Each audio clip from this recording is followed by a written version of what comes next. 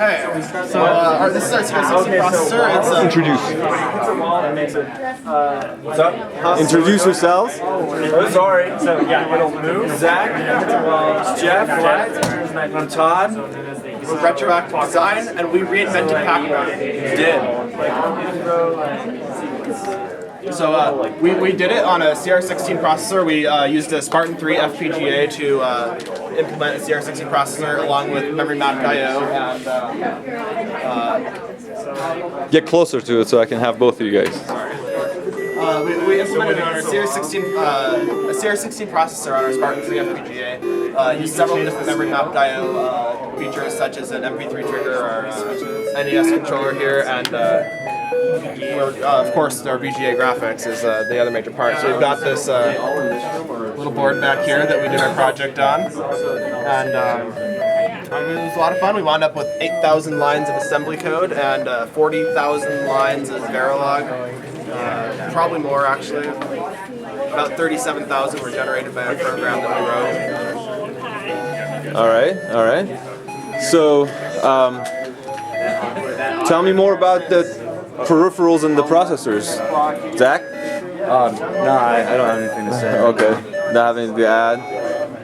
Any of you guys, we got more time. Explain the stuff a All of little our bit. input and output is memory IO based. So read and write from memory addresses to access like the NES controller, the MP3 trigger. We designed hardware timers that control when the Pacman guys actually get to move.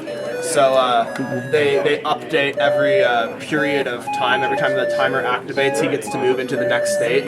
So right now we've got the timer set really slow, and this is one of the older versions of our program before the mouth is moving and stuff. But it's a good demonstration of how he moves only when the timer steps. And that was one of the things we implemented. We actually have 9 hardware timers that control the movement of all the different things on our game. Yeah, part of the movement, so we've designed it in glyphs, but part of the movement is to smooth it out rather than just having chunky glyph movement. We've spread the states out so that the Pacman is actually riding through 5 different states as they transition into the next square. So we have a nice smooth movement for the graphics. You can see that here, what we just loaded on the screen is not only his smooth movements, but also his chomping mouth. So the movement of Pacman is controlled by one timer. You'll see he's moving at a certain rate, and then his chomping is controlled by a different hardware timer like Ari was talking about. We use things like this to create an environment in the game to do other things too, kind of like what you'll see here, where he will actually warp, I believe, if this is the right version. Oh, it's not the right version! So actually what he can do, he can become a cannibal. We'll show you here in a second. But this just shows you kind of how our map was set up. We had this preloaded in memory, and then we copied this onto our frame buffer. And so Pacman is actually walking through memory right now. It's actually on the frame buffer. And then when we come down here,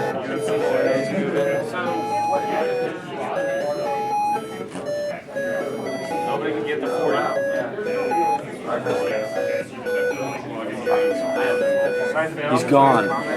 Into memory. Now he is walking his way through memory, eating our assembly code. He's one big yellow virus. Very nice, guys. Thank you very much. Thank you. All right, so now one of you guys kind of hold this up and talk about your poster a little bit. Like Ari said, this is us, Retroactive Design. We reinvented Pacman 2.0. All right. You can see here our processor schematic and our full system schematic with the NES controller and the memory and I/O interfaces and the VGA control. Our assembler to convert all of our assembly instructions into the binary. We added hex just for us to be able to read it more easily as we debugged. Error reporting, when we have mislabeled or misassembled instructions. And although this wasn't a full compiler by any means, it really helped us debug throughout the process. And then we can see here Ari did some interesting software applications that helped us with the visuals, the graphics of it all.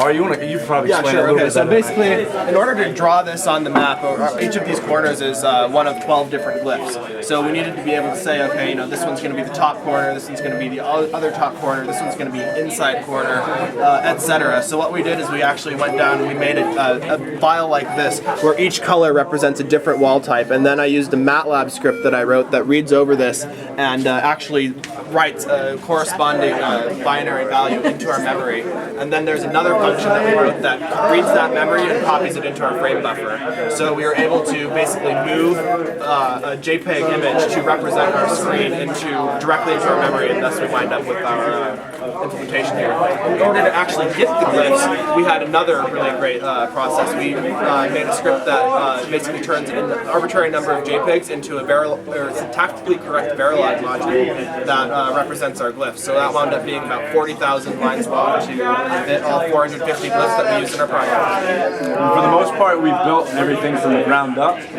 minus the MP3 controller, which Zach helped us get set up. That added a bit of aesthetics to it. You could hear some music while you played. Kind of took you back in time a bit. So, very nice job, guys. Now, tell me a little bit about your experience with this class, how much you like the work, and designing a full system. Very interesting. A lot of work, but really interesting to really build everything from the ground up. All the input, output, processor design, assembly. Makes you appreciate high-level languages. Yeah, what he says, I would never want to program an assembly again. Actually, I do, but it just was, it's a lot of work. It's not as easy. And we understand it. And I think if we all could say something about the project, one thing we'd all agree on is we should have done Snake. Always different possibilities. Well, job well done, guys, and this is beautiful. Hope to see better stuff and more stuff in the future. Thank you.